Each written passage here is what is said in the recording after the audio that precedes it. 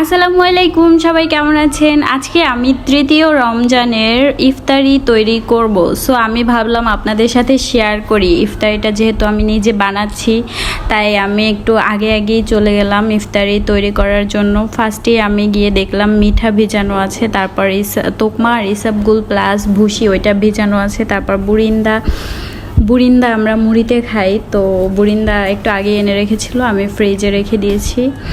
তারপর আমি ইফতারি রেডি করার জন্য টেবিলটা আগে পরিষ্কার করে নিচ্ছি। আদা এনেছিল, সেটাও টেবিলের উপরে রেখেছিল, সেটা জায়গা মতো নিয়ে রাখলাম। তারপর হচ্ছে গিয়ে বুট, যেটা আমরা মুড়িতে খাই, অনেকেই খাই আবার অনেকে খাই না, তবে বেশিরভাগ মানুষই আমরা খাই। তারপর ওইটাও টেবিলের উপর ছিল, আমি ওইটা জায়গা মতো রেখে আসছি। তারপর টেবিলের উপরে যে খাবারগুলো ছিল সেগুলো একটু ঢেকে রাখছি, কারণ খাবার ঢেকে রাখতে হয়, আর নয়তো খাবারে ময়লা পড়ে, মাছি পড়ে, এতে মানে সমস্যা হয়। তারপর আমি শুরু করলাম আমার ইফতার বানানো। আমি ফার্স্টে নিয়ে নিচ্ছি পানি। আমি শরবত বানাবো, সেজন্য পানি নিয়ে নিলাম, রুয়াবজার শরবত।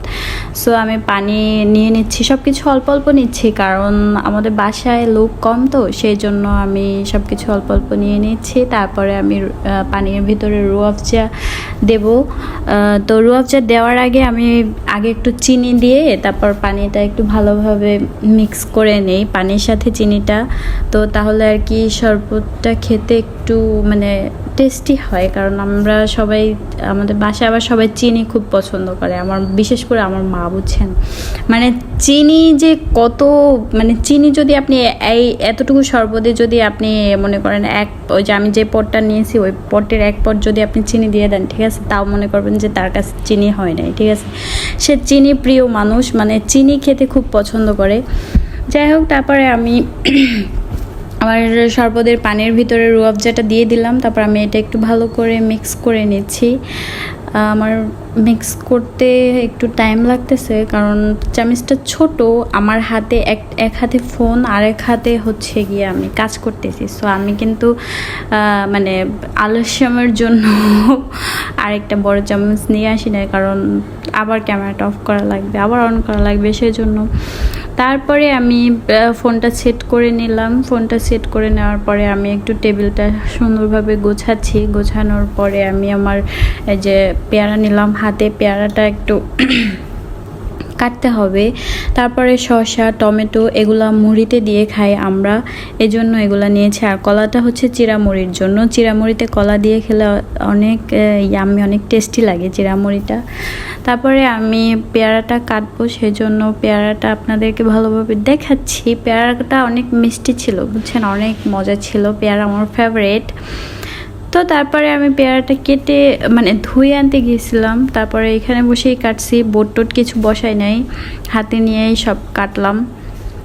পেয়ারাটা কাটতেছি, তো বাসায় যেহেতু লোক কম, সেজন্য আর কি আমি মানে সব কিছু অল্প অল্পই রেডি করতে হচ্ছে, কারণ লোক যদি একটু বেশি থাকতো তাহলে আবার একটু সব কিছু বেশি বেশি আইটেম হতো। তারপরে আমি পেয়ারা টেয়ারা, তারপর ফল ফ্রুট যা ছিল কেটে নিয়েছি। কেটে আপনাদের দেখানোর সময় একটা পড়ে গেছিলো, তারপরে ওইটা আবার উঠাই নিলাম। তারপরে হচ্ছে গিয়ে আমি খেজুরটা নিছি, তো খেজুরটা নেওয়ার পরে খেজুরটা ধুয়ে আনলাম, ফ্রেশ করে আনলাম। তারপরে খেজুর নিয়েছি। তারপরে আমি ওই যে ইসাবগুল, তারপর তোকমা, ওইটা আগে ভেজানো ছিল, এই জন্য একটু ভালোভাবে মিক্স করে নিচ্ছি।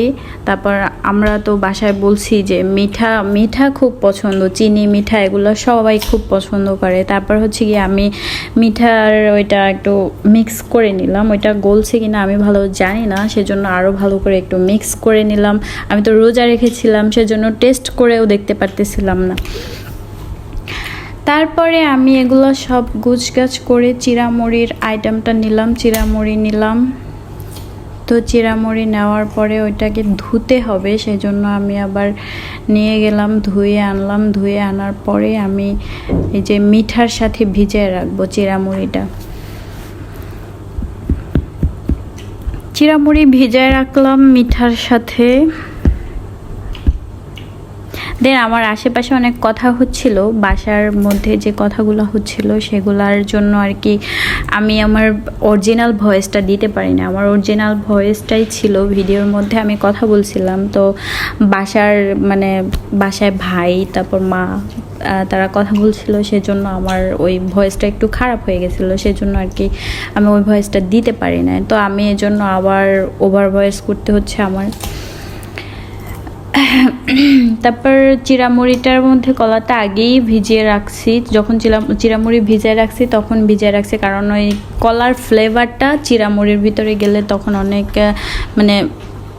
ঘ্রাণের জন্য অনেক ভালো লাগবে। তারপর আমি গ্লাসগুলো রেডি করলাম, জায়গাটা একটু পরিষ্কার করলাম, জায়গাটা পরিষ্কার করতেছি। তো জায়গা পরিষ্কার করা হয়ে গেছে। তারপর আমার বোন বলল আমাকে, সে বানাতেছে যে পেঁয়াজু বানাতেছে, তারপর চপ বানাবে বেগুনি। তো আমাকে বললো ভেষণই তো বলে, আচ্ছা ভেষণটা আমাকে গুলে দিতে বলছিল। তারপর আমি এটা পানির সাথে ভালোভাবে একটু মিক্স করে একটু গুলে নিলাম, তারপর তাকে সেটা দেব আমি। মানে ভেষণটা এরকম ছিল যে এটা গলতেছিলই না, বুঝছেন, পানির সাথে এটা যাচ্ছিলই না। আপু বললো আবার একটু লবণ দিতে, আমি আবার আমাদের যে রাত্রের যে খাবারটা রান্না করছে সেটা আবার একটু ভিডিও করলাম। মানে ক্যামেরা হাতে থাকলে ভিডিও করতে হবে, এটা আমার স্বভাব, আমার নেশা এটা, ঠিক আছে। যখন ভিডিও করব তখন সব কিছু ভিডিও করতে হবে। তারপর আমি এটাকে এত ঘোটাঘুটি করতেছি, এটা তো মিক্স হইতেছে না, অনেকক্ষণ পর মিক্স হইলো। তারপর আমি নিয়ে আসলাম এখানে রান্নাঘরে। তারপর দেখেন এখানে আপু পেঁয়াজু বানাতেছে, সো গরম গরম তেলের ভিতরে পেঁয়াজুগুলো দিয়ে দিচ্ছে। তারপর সব কিছু রেডি হয়ে গেল। দেন এখানে শেষ, আমার ইফতার রেডি।